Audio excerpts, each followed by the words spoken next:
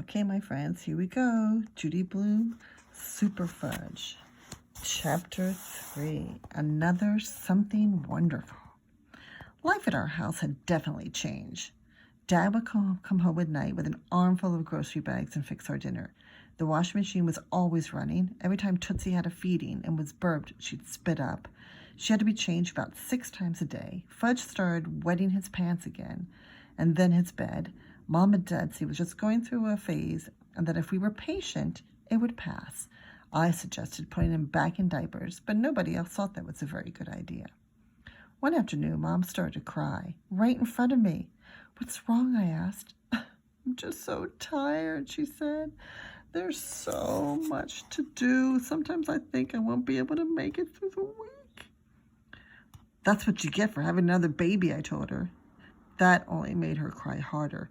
I don't like to see my mother cry. I feel sorry for her, but at the same time, she makes me angry. Grandma came over a few days, a week to help, and Mom hired Libby Tubman to take care of Fudge after school.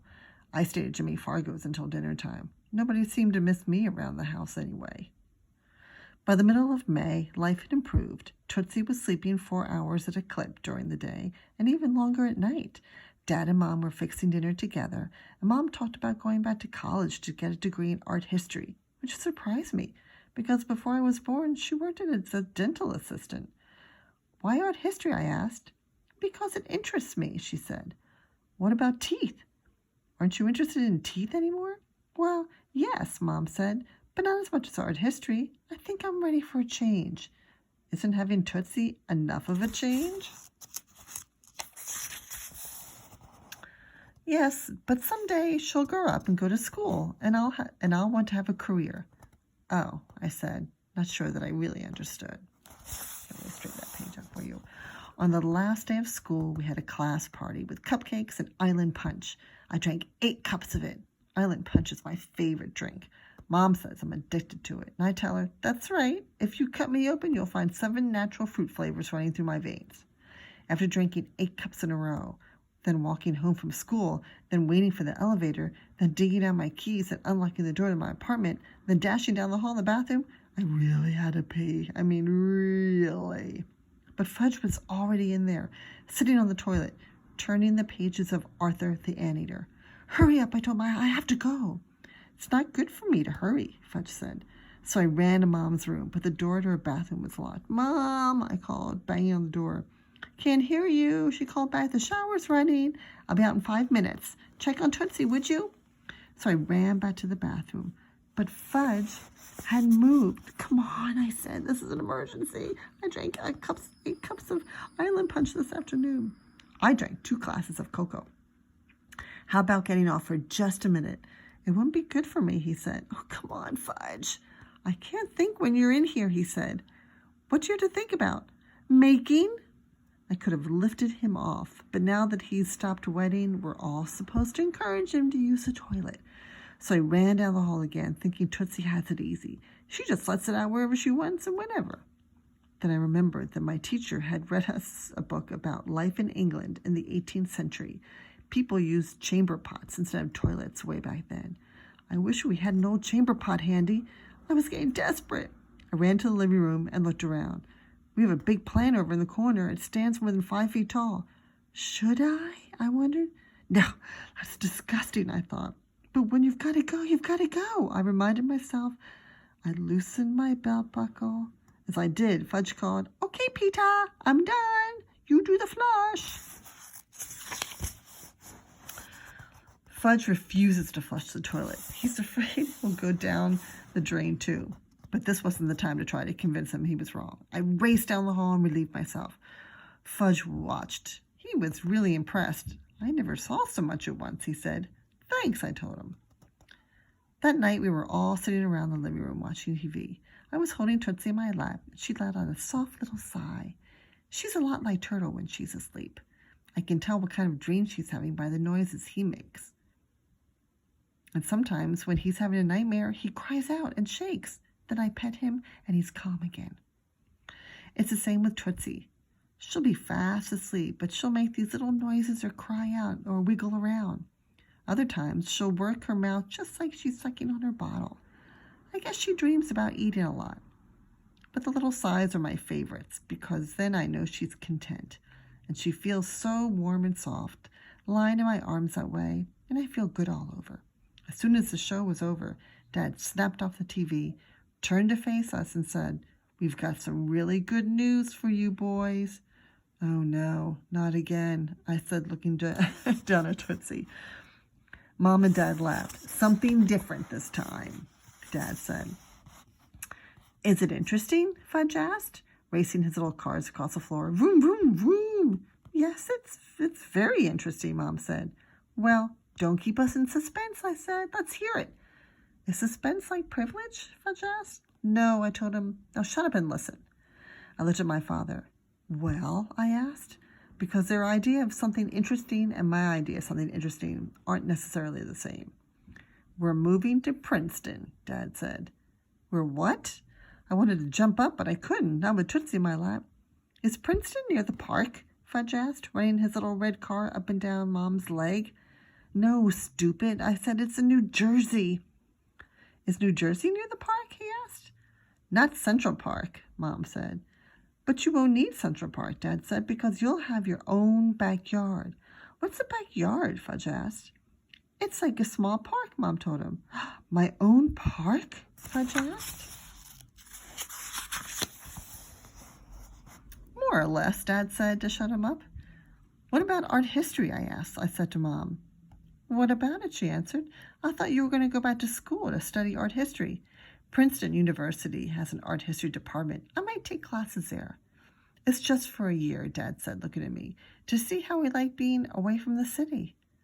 "Away, away, away," Fudge sang. You can't have a conversation in front of him. It's useless. Couldn't my mother and father see that? "We're going next week," Dad said. "Well, what about Maine?" I asked. We always go to Maine for 2 weeks in the summer." "M-A-I-N-E spells Maine," Fudge sang. "M-A-I-N-E. "How does he know how to spell Maine?" Mom asked Dad. "Oh, I have no idea," Dad said. "So, what about it?" I pressed. "Are we going to Maine?" "We're going to Princeton instead," Dad told me. Instead, Fudge babbled. "Shut up," I yelled at him, and then I just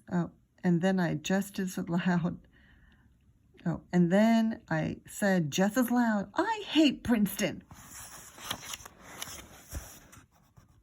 "You've never been there before," Mom said. "Oh, yes, I have. We went to visit some dumb friends of yours, and they served us this disgusting dinner, shrimp and mushrooms and spinach all mixed together, and I was hungry, but they wouldn't give me anything else to eat, not even an extra piece of bread. I remember." "Oh, that's right," Mom said. "I forgot all about that day at Millie and George's house." "You forget everything that's important."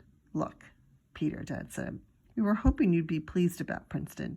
We've already rented a house. In fact, we rented Millie and George's house. They're going to Europe for the year." "That old dump?" "It's not a dump. It's a beautiful old place, and we've arranged to sublet our apartment. So I'd like you to keep an open mind about this." Open," Fudge sang. "You should have told me before, just like you should have told me about Tootsie as soon as you knew. You never tell me anything. And here," I said, shoving Tootsie at Dad, "why don't you hold your stupid baby yourself? Because I have things to do." I got up and I marched across the living room, kicking a couple of Fudge's cars as I went.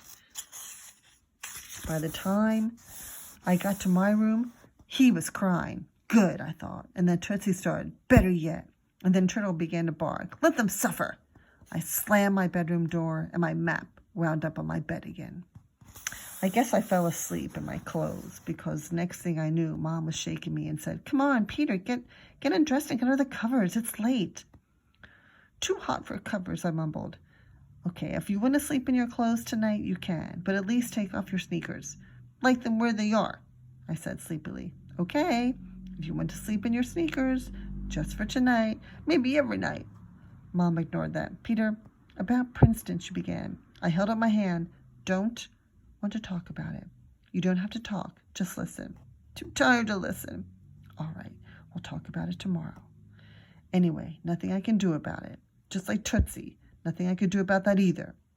"But you don't mind her now, do you?" "Getting used to her." And you'll get used to Princeton too, you'll see. Then she started telling me about where I'd go to school, but I was still half asleep and not really listening until she said something like, having your little brother in the same school. And I sat up, suddenly wide awake. What did you say? About what? Just now. About Fudge and school? Oh, we've had him tested, and even though he's a little young, we're going to be able to enroll him in kindergarten. After all, he's had a full year preschool, and he can count by tens and recite the alphabet, and he knows his months and days of the week and colors, and he can even spell name. Yeah, I said. We all know about the kid's a genius, but you said something else about him going to the same school as me. Oh, that's right. He'll be in the 6th grade, and he'll be in kindergarten. Won't that be fun? Fun? That did it. I jumped off the bed and grabbed my Adidas bag. You think it's fun to go to a new school? I don't even know anyone there. And I definitely don't want to go to school with a little monster. You don't understand anything, do you? I opened my dresser drawer and dumped my clothes in the bag. This time, I really am leaving. Oh, Peter, honey, Mom said, you can't run away every time you hear something you think you don't like. I don't think I know it. Even so, running away doesn't solve anything. Maybe not for you, but does for me. I tossed in my baseball glove, my favorite jeans, half of my Mad magazines, and a few smaller maps and a couple of tapes. Shall I make you a peanut butter sandwich to take along, Mom asked, smiling. Don't give me any of that little boy stuff, I told her, because I mean it. I'm leaving. She stopped smiling. I can understand how you feel, but Daddy and I thought, Daddy, you don't think the same way as me. I'm beginning to see that. And if you cared about me at all, even just a little bit, you wouldn't have done this. You wouldn't have. Peter, we care about you a lot. That's one of the reasons we're moving to Princeton, and we didn't even get to tell you the really big news. Oh, there's more, I said. Well, can't wait to hear it. Daddy's taking the year off. I stopped packing. He quit his job at the agency? No. He's been fired? No. Then what? He's taken a leave of absence. Wait, he wants to tell you himself. She went to my door and called, Warren, can you come in here? I'm changing Tootsie, Dad called back. Be there in just a minute. I thought Dad never changed a diaper in his life. He didn't, not until Tootsie came along. So what's so special about changing her diapers, I asked. Nothing. It's just that Dad realizes he missed out on some of your baby experiences, and he doesn't want to make the same mistakes again. He's so busy changing Tootsie, he hasn't got time for anybody else. Peter, that's not fair, Mom said. What do you know about fair? Dad came into my room, smelling like baby lotion. I told Peter you had a surprise for him, Mom said. I'm taking the year off, Dad said, and that way I'll have more time to spend with the family because I'll be working at home. I'm going to write a book. A book? I said. That's right, on the history of advertising and its effect on the American people. Couldn't you write something more interesting, I asked, like a book about a kid who runs away because his parents decide to move without asking him first? Sounds like a good story, Dad said. Maybe you should write it yourself. Maybe I will, I said. And I'd like to know how we're going to eat with you not working. We've got some money saved, and I'll probably get an advance for writing the book. Give it a chance, Peter, Mom said. I'll think about it, I told her. But if I'm going in the morning, don't be surprised. And then from the other room, we could hear Fudge singing himself to sleep. M-A-I-N-E spells Maine. F-U-D-G spells Fudgy. P-E-T-E-R spells Pita. B-E-E-R spells whiskey. Will you listen to that, I said? The kid should be a big hit in kindergarten.